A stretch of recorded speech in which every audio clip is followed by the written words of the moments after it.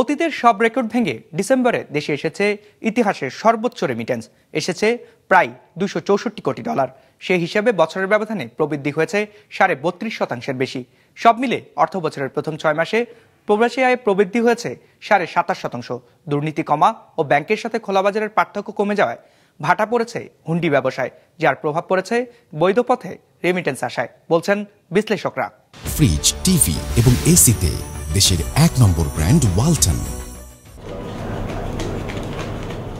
সারা বছর প্রবাসীদের পাঠানো অর্থ বা রেমিটেন্সের প্রবাহ যেমনই থাকুক না কেন, উৎসব পার্বণ ঘিরে বাড়ে এর পরিমাণ। দীর্ঘদিন ধরে এমন ধারাই অব্যাহত ছিল দেশে।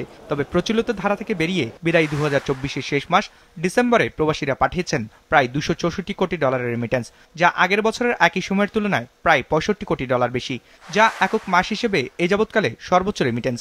এর আগে করোনার সময় 2020-এর জুলাইতে প্রবাসীরা পাঠিয়েছিলেন সর্বোচ্চ $259 কোটি রেমিটেন্স। আগে তো গ্যাপ ছিল 10-12 টাকা, এখন সেই গ্যাপটা কমতে কমতে 1 টাকা 2 টাকা আসছে, এবং কোনো সময় দেখা যেত যে অফিসিয়াল রেটই মার্কেট রেটের থেকে বেশি।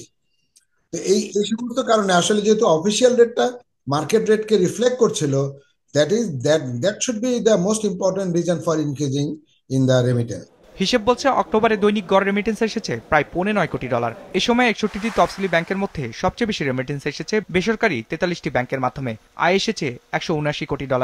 আয়ের দিক থেকে এরপরে এগিয়ে রাষ্ট্রায়ত্ত ব্যাংক, যেখানে প্রবাসীরা পাঠিয়েছেন $72 কোটি। বিদেশি ব্যাংকের মাধ্যমে এসেছে $74 লাখ। এর বাইরে বাকি রেমিটেন্স এসেছে বিশেষায়িত ব্যাংকগুলোর মাধ্যমে। HSBC, state bank of India সহ মোট 8 ব্যাংক থেকে এ সময় আসেনি কোনো রেমিটেন্স। জনশক্তি রপ্তানি থেকে আয় কিন্তু এর থেকে আরো অনেক বেশি হওয়া উচিত ছিল। এখন এর অনেকগুলো কারণ থাকতে পারে যে কেন আমরা পাচ্ছি না। যেমন একটা কারণ হচ্ছে যে আমাদের এখান থেকে যারা বিদেশে যাচ্ছেন তারা কিন্তু অনেকটাই অদক্ষ শ্রমিক। 2 নম্বর আরেকটা বড় কারণ হচ্ছে যে যারা যাচ্ছেন তারা সবাই যে বৈধ পথে পাঠাচ্ছেন তাও কিন্তু নয়। অন্তর্বর্তী সরকার ক্ষমতায় আসার পর থেকেই দেশে ধারাবাহিকভাবে বাড়তে থাকে রেমিটেন্সের পরিমাণ। এর প্রভাবে 2024-25 অর্থবছরের প্রথম 6 মাস অর্থাৎ জুলাই থেকে ডিসেম্বর পর্যন্ত সময়কালে রেমিটেন্স পৌঁছায় $1377 কোটি, যা আগের বছর একই সময়ের তুলনায় 27.5% বেশি। আগামী 6 মাসে আমাদের রেমিটেন্স আরো বাড়বে, এবং এখন $2.6 বিলিয়ন পার মান্থের থেকে আমার মনে হয় না এটা কমার সম্ভাবনা দেখি না।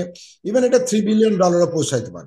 রেমিটেন্সটা আমি মনে করি আগামী সময় ভালো আসবে, এবং রেমিটেন্সটা কিন্তু আমাদের এক্সটার্নাল অ্যাকাউন্টে কিন্তু অনেক পজিটিভ ইম্প্যাক্ট করেছে অলরেডি, সামনের সময় আশা করি করবে। উই শুড টার্গেট $3 বিলিয়ন কীভাবে আনতে পারে, যেটা পাকিস্তান প্রায় $3 বিলিয়ন নিয়ে আসে প্রতি মাসে। তো সেই দিকে আমাদের কাজ করতে হবে। দ্যাট উইল হেল্প আস আ লট। তথ্য বলছে 2022-23 অর্থবছরে পৃথিবীর বিভিন্ন গন্তব্য থেকে প্রবাসীরা দেশে পাঠিয়েছিলেন $2,161 কোটি রেমিটেন্স। 2023-24-এ যা পৌঁছে যায় $2,391 কোটি। বিশ্লেষকরা বলছেন, আয়ের ধারা বজায় থাকলে 2024-25-এ আসতে পারে একক অর্থবছরে ইতিহাসের সর্বোচ্চ রেমিটেন্স। বিজনেস রিপোর্ট, মাছরাঙা টেলিভিশন।